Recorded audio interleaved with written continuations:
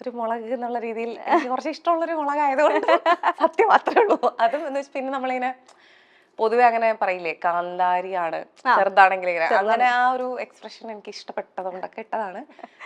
കൺമണി എനിക്ക് പൊതുവെ എനിക്ക് ഇഷ്ടമുള്ളൊരു വാക്ക് അങ്ങനെയൊക്കെ വെറുതെ തമാശക്ക് ഇട്ടതാണ്. അത് പിന്നെ ഈ എന്താണ് ആ ബ്ലൂറ്റിക് ഒക്കെ വന്നു കഴിയുമ്പോൾ മാറ്റാൻ പാടില്ല അങ്ങനെയൊക്കെ പറയുമല്ലോ, പിന്നെ മാറ്റാൻ പറ്റില്ല അങ്ങനെ എന്തോ ആണ്. കുറച്ച് കാലത്തേക്ക് മാറ്റാൻ പറ്റും. എന്താണോ എന്തോ പറഞ്ഞത് അങ്ങനെ കിടക്കുന്നല്ല, അതിന് വലിയ സംഭവമൊന്നുമില്ല ചുമ്മാ. പക്ഷെ എന്നാലും നമുക്ക് ഈ പേര് വെച്ചിട്ട് തന്നെയാണ് കനി കുസൃതി എന്നുള്ള വ്യക്തി സിനിമയിൽ പോപ്പുലർ ആവുന്നതിന് മുന്നേ തന്നെ നാടകങ്ങളൊക്കെ ചെയ്തു തുടങ്ങിയ സമയത്ത് പ്രത്യേകിച്ച് മൈത്രേയൻ ജയശ്രീ എന്ന രണ്ടുപേരുടെ മകളായതുകൊണ്ട് തന്നെയാണ് നമ്മൾ ആദ്യം അറിയുന്നത്.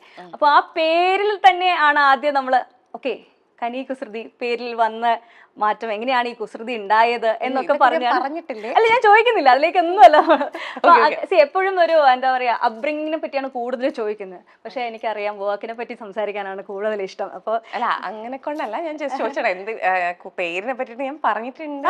ഡെഫിനറ്റ്ലി അത് വെച്ചാണ് ഞങ്ങള് ഇപ്പൊ ഞാൻ ട്രിവാൻഡ്രം ബേസ്ഡ് ആയിട്ടുള്ള ഒരാളാണ്. ഇപ്പം നാടകങ്ങളെ കുറിച്ച് അധികം നാടകം കണ്ടിട്ടില്ലെങ്കിലും കനിയുടെ കണ്ടിട്ടില്ലെങ്കിലും അറിയാം അതിൽ ആരൊക്കെയാണ് പോപ്പുലർ ആയിട്ട് വരുന്നത്. പുതിയ പുതിയ ആർട്ടിസ്റ്റുകൾ വരുന്ന സമയത്തൊക്കെ നമ്മൾ അറിയുമല്ലോ ഓക്കെ ഇങ്ങനെ ഒരു കുട്ടിയുണ്ട് എന്നുള്ളത്. അപ്പൊ ആ ഒരു പേര് വഴിയാണ് നമ്മളൊക്കെ ആദ്യം ശ്രദ്ധിക്കുന്നത്.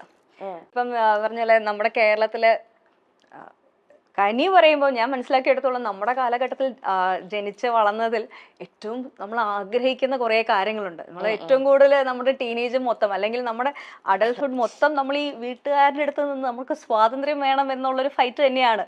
പല പല കാര്യങ്ങളായിരിക്കാം, നമ്മൾ എല്ലാവരുടെ ഒന്നല്ല, പലരുടെ ആവശ്യങ്ങൾ ഒന്നായിരിക്കാം. പക്ഷെ വീട്ടുകാരുടെ ഡിമാൻഡ് വേറെ ആയിരിക്കാം.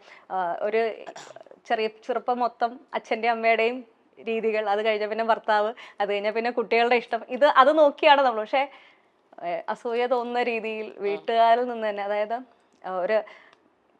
ഒരു വ്യക്തി എന്ന് പറയുന്ന രീതിയിൽ എല്ലാ രീതിയിലുള്ള ഒരു സ്വാതന്ത്ര്യം അനുവദിച്ചതാണ്, സ്വാതന്ത്ര്യത്തിൽ വിശ്വസിക്കുന്ന ഒരു ഫാമിലിയിൽ ജനിച്ചു വളർന്ന ആളാണ്. പക്ഷെ നമ്മുടെ സൊസൈറ്റി നേരെ ഓപ്പോസിറ്റുമാണ്. അപ്പോൾ ഈ വളർന്നു വരുന്ന ഒരു സ്റ്റേജിൽ ഈ പുറത്തെ ലോകം വേറെയും വീട്ടിലെ സിറ്റുവേഷൻസ് വേറെയാണ്. ഈ തമ്മിലുള്ളൊരു കോൺഫ്ലിക്റ്റ് എങ്ങനെയായിരുന്നു? പ്രശ്നങ്ങൾ തോന്നിയിട്ടുണ്ടോ ഒരുപാട്?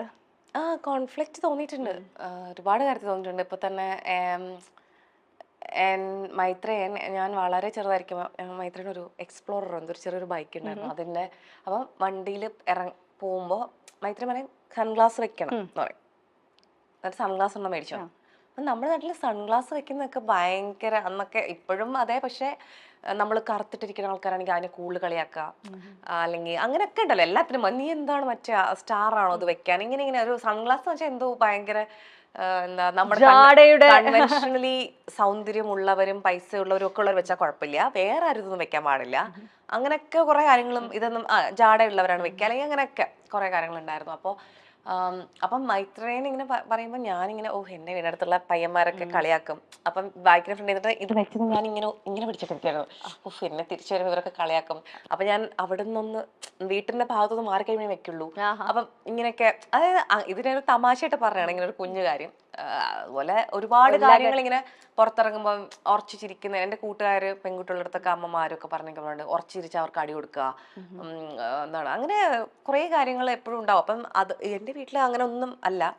അപ്പം എനിക്ക് ഇതില ശരി തെറ്റൊന്നും അങ്ങനെ എൻ്റെ അച്ഛനമ്മയാണ് ശരി, മറ്റൊരു തെറ്റാണ് ഇവർ ശരി, അങ്ങനൊന്നും ക്ലിയർ ആയിട്ടൊന്നും മനസ്സിലായിട്ടില്ലായിരുന്നു.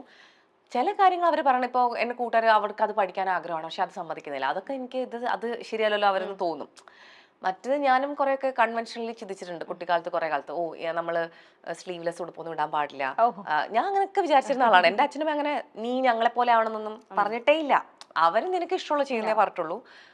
അതുകൊണ്ട് തന്നെ ഞാൻ എനിക്കെന്ന് വെച്ച് കഴിഞ്ഞാൽ ഈ ആൾക്കാരെ എനിക്ക് പറ്റില്ല എന്ന് പറയുമ്പോൾ ഒരു ബുദ്ധിമുട്ടാണല്ലോ അത് പറയാൻ. അപ്പൊ അതുകൊണ്ട് തന്നെ ഞാൻ അവരെന്താണ് പറഞ്ഞത് കേൾക്കാം, അങ്ങനെ ആയിരുന്നു. അതുകൊണ്ട് തന്നെ എനിക്കും കുറെ കൺവെൻഷണൽ ചിന്തകളായിരുന്നു ഉണ്ടായിരുന്നു ഒരു സമയം വരെ. ശരിക്കും നാടകം കളിക്കാൻ തുടങ്ങിയപ്പോഴാണ് ഇതൊക്കെ ഇതെന്റെ വ്യക്തിപരമായ കാര്യമില്ല, എന്തിനാണ് അവരിടപെടുന്നത് എന്നൊക്കെ തോന്നാൻ തുടങ്ങിയത്. അപ്പോൾ കുറേ നമുക്ക് ഇഷ്ടമുള്ള, എന്നെ ഇഷ്ടപ്പെട്ടിരുന്ന മുതിർന്ന ആൾക്കാരൊക്കെ നമ്മൾ കുറച്ച് വിഷമിപ്പിക്കേണ്ടി വന്നിട്ടുണ്ട്. എനിക്കിങ്ങനെ അവർ പെട്ടെന്ന് എന്നോട് മിണ്ടാതിരിക്കുക, ഓ ഈ കുട്ടി മുടി, എനിക്ക് കുറേ മുടി ഉണ്ടായിരുന്നു, അപ്പൊ മുടി വെട്ടിയതിന് പ്രശ്നം, ആ ഉടുപ്പിട്ടതിന് പ്രശ്നം, ഇതിന് പ്രശ്നം. അപ്പൊ അത് ഒരു സ്ട്രഗിൾ ആ ഒരു സമയത്ത് ഉണ്ടായിരുന്നു. പക്ഷെ എനിക്ക് തന്നെ ആ സമയത്തേക്ക് ബോധ്യം വന്നിരുന്നു ഇതൊക്കെ എന്റെ കാര്യങ്ങളാണ്, ഇത് അവരെടുക്കണം. പക്ഷെ അതൊന്നും എന്റെ അച്ഛനും അമ്മയും നീ അങ്ങനെ ചെയ്യൂ എന്ന് പറഞ്ഞിട്ട് വന്നല്ല. ഈ പറഞ്ഞ പോലെ അച്ഛൻ മൈത്രേയൻ എന്ന് പേര് വിളിക്കണം. അപ്പം എപ്പോഴെങ്കിലും ഒക്കെ തോന്നാറുണ്ടോ എനിക്ക് അച്ഛാന്നൊന്ന് വിളിക്കണം ചില സമയം? അങ്ങനെ ഫീൽ ഒന്നും വന്നിട്ടില്ല? മൈത്രയാന്ന് വിളിക്കുമ്പോൾ എനിക്ക് അതേ ഫീൽ തന്നെയാണ്.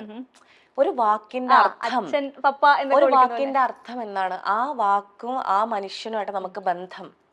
ഇപ്പം നമ്മുടെ ചില കൂട്ടുകാരുണ്ടാവും. ഇപ്പം എൻ്റെ ഒരു കൂട്ടുകാരിയുണ്ട്, ആതിര എന്നാണ് പേര്. ഞാൻ ആതിര എന്നുള്ള വാക്ക് കേൾക്കുമ്പോൾ എനിക്ക് അവളും ഞാനും എന്താണോ ആ ബന്ധം, അതാണ് എനിക്ക് ഫീൽ ചെയ്യണേ.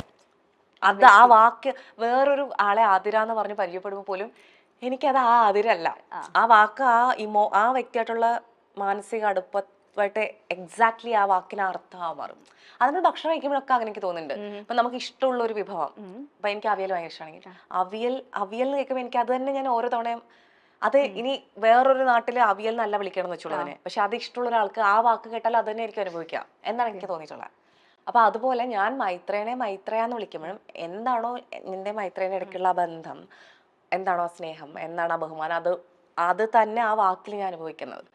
ഞാൻ അതുകൊണ്ട് അച്ഛ എന്ന് വിളിക്കുമ്പോൾ എനിക്ക് അച്ഛൻ എന്ന് പറയുന്ന ഫീൽ ആയിരിക്കാമല്ലോ ചിലപ്പോൾ മൈത്രേൻ എന്നുള്ളപ്പോഴുള്ളത് ആയിരിക്കാം. അതെനിക്ക് മൈത്രേൻ എന്ന് വിളിക്കുമ്പോഴാണ് ഉള്ളത്. അങ്ങനെ ഞാൻ വിളിക്കണം. ഇപ്പൊ ജയശ്രീ എൻ്റെ അമ്മ ചേച്ചി എന്ന് വിളിക്കണേ. പക്ഷെ എനിക്ക് ചേച്ചി എന്ന് ഞാൻ വിളിക്കുന്ന വേറെ എൻ്റെ കസിൻസും ഒക്കെ ഉണ്ടെങ്കിലും ജയശ്രീ ചേച്ചി എന്ന് വിളിക്കുമ്പോൾ ആണ് എനിക്കും ഞാൻ ചേച്ചിയുള്ള ബന്ധം. അത് അതിൽ അമ്മ ബന്ധം ഉണ്ടാവാം, ചിലപ്പോൾ സിബ്ലിങ് പോലെയുള്ളത് ഉണ്ടാവാം, ഫ്രണ്ട്ഷിപ്പ് ഉണ്ടാവാം, പലതും ഉണ്ടാവാം. പക്ഷെ അത് ജയശ്രീ ഞാനും ആയിട്ടുള്ള ബന്ധമാണ് ഞാൻ അനുഭവിക്കണം ആ വാക്കില്. അപ്പൊ അങ്ങനെ ഒരു എല്ലാവരും അച്ഛൻ എന്നുള്ള വാക്ക് പറഞ്ഞാൽ മാത്രമേ ആ ഇമോഷൻ വരുള്ളൂ എന്നോ അല്ലെങ്കിൽ അമ്മ എന്ന് പറഞ്ഞാൽ മാത്രമേ ആ ഇമോഷൻ വരുള്ളൂ എന്ന് ഞാൻ ഒരിക്കലില്ല. നമ്മൾ ആ വ്യക്തിയായിട്ടുള്ള നമ്മുടെ ബന്ധം, നമ്മൾ അവരെ എന്താണോ വിളിക്കുന്നത്, നമ്മൾ വിളിപ്പേരൊക്കെ വിളിക്കില്ലേ. ഞാൻ എൻ്റെ അമ്മൂമ്മേനെ അമ്മ എന്ന് വിളിക്കാറുണ്ടായിരുന്നു, ഞാൻ എൻ്റെ അമ്മൂമ്മേനെ അമ്മു എന്നും വിളിക്കാറുണ്ടായിരുന്നു. അമ്മു എവിടെ പോയി എന്നൊക്കെ ഞാൻ ചോദിക്കുമായിരുന്നു. എനിക്ക് അവിടെ അമ്മു എന്ന് പറയുമ്പോഴും എൻ്റെ അമ്മൂമ്മേനോട് വരണേ, അമ്മ എന്ന് പറയുമ്പോൾ എനിക്ക് എൻ്റെ അമ്മമ്മ വരും. അതുപോലെ ജയശ്രീയുടെ അച്ഛനെ ഞാൻ അച്ഛാന്ന് വിളിക്കായിരുന്നു. അപ്പം അച്ഛൻ എന്ന് പറയുമ്പോൾ എനിക്ക് അതാ, എൻ്റെ അപ്പൂപ്പനാണ് എനിക്ക് അച്ഛ എന്നുള്ള വാക്കിൽ അനുഭവിക്കണേ. അങ്ങനെയാണ് പേരിൽ അല്ല നമ്മുടെ കണക്ഷൻ. ആ ഒരു പേരെന്ന് പറഞ്ഞു കഴിഞ്ഞാല് നമ്മളൊരു കുട്ടികൾ അങ്ങനെ ചില വാക്കുകൾ പറയില്ലേ ചിലതിനൊക്കെ, എന്നിട്ട് അവരുടെ ജീവിതകാലം പറയില്ലേ ചിലപ്പോ, അല്ലെങ്കിൽ ചില വീട്ടില് ചില വാക്കുണ്ടാവും അവര് തന്നെ ഉണ്ടാക്കിയൊരു വാക്ക്. അതെ, ആ വീട്ടിലെ കസേരക്ക് ചിലപ്പോ ആ വാക്കായിരിക്കും ഒരു പറയുന്നത്, പക്ഷെ അതിന് ആ അർത്ഥം തന്നെയാണ്. അത് കസേര മാറുന്നില്ലല്ലോ, അതന്നെയല്ലേ. അങ്ങനെ കനി കുസൃതി എന്ന പേര് കേൾക്കുമ്പോൾ ഇന്ന് മലയാളികൾ മാത്രമല്ല അന്താരാഷ്ട്ര തലത്തിൽ വരെ ചർച്ചയാണ് കനിയുടെ പേര്. ബിരിയാണി എന്ന ചിത്രത്തിലെ അഭിനയത്തിന് കനിക്ക് കേരള സംസ്ഥാന ചലച്ചിത്ര അവാർഡുകളിൽ മികച്ച നടിക്കുള്ള അവാർഡും മോസ്കോ അന്താരാഷ്ട്ര ചലച്ചിത്രമേളയിൽ മികച്ച നടിക്കുള്ള അവാർഡും നേടിയിട്ടുണ്ട്. All we imagine as light, girls will be girls എന്നീ സ്വതന്ത്ര ചിത്രങ്ങളിൽ അഭിനയിച്ചിട്ടുണ്ട്. തന്റെ അച്ഛനെ പേര് വിളിക്കുന്നു, മൈത്രേയൻ എന്ന് വിളിക്കുന്നു, അമ്മയെ ചേച്ചി എന്ന് വിളിക്കുന്ന കനി കുസൃതിയുടെ രീതി പലപ്പോഴും ചർച്ചയായിട്ടുണ്ട്. ഒരു സമയത്ത് കനി കുസൃതി വളരെയേറെ തങ്ങളുടെ ഫോട്ടോഷൂട്ടിലൂടെയും ടോപ്ലെസ് ചിത്രങ്ങളിലൂടെയും ഒക്കെ വളരെ വലിയ ചർച്ചകൾ ഉണ്ടാക്കിയിട്ടുള്ള ഒരു പെൺകുട്ടിയാണ്. ബിരിയാണി എന്ന ചിത്രത്തിലെ താരത്തിന്റെ അഭിനയം വളരെ വലിയ രീതിയിൽ ചർച്ചയായിരുന്നു. തിരുവനന്തപുരത്താണ് കനി ജനിച്ചത്. സാമൂഹിക പ്രവർത്തകയും യുക്തിവാദിയുമായ മാതാപിതാക്കളായ ജയശ്രീ എക്കെയുടെയും മൈത്രേയന്റെയും മകളാണ് കനി. ഇന്ത്യയിലെ കുടുംബ പേരുകൾക്കൊപ്പം വരുന്ന സാമൂഹിക ശ്രേണി ഇല്ലാതാക്കാൻ അവളുടെ മാതാപിതാക്കൾ കുടുംബ പേരുകൾ ഉപേക്ഷിക്കുകയായിരുന്നു. പലപ്പോഴും തന്റെ ജീവിതത്തെപ്പറ്റി തന്റെ അച്ഛനെയും അമ്മയെയും പറ്റിയാണെങ്കിലും തുറന്നു പറഞ്ഞിട്ടുള്ള ആളാണ് കനി കുസൃതി. ഒരു ഇന്ത്യൻ നടിയും മോഡലും കൂടിയാണ് കനി. തന്റെ അച്ഛനും അമ്മയും തന്നോട് എപ്പോഴും ഒരു കൂട്ടുകാരിയോട് എന്ന പോലെയാണ് പെരുമാറിയിട്ടുള്ളത് എന്ന് കനി പറയാറുണ്ട്. ഒരു മകൾ എന്നൊരു ലിമിറ്റേഷൻസ് ഒന്നും അവർ വെച്ചിട്ടില്ല. താൻ ഗർഭിണിയാണെന്നൊക്കെ തന്റെ 20ാമത്തെ വയസ്സുകളിലൊക്കെ തനിക്ക് തോന്നിയിട്ടുണ്ടെന്നാണ് കനി പറയുന്നത്.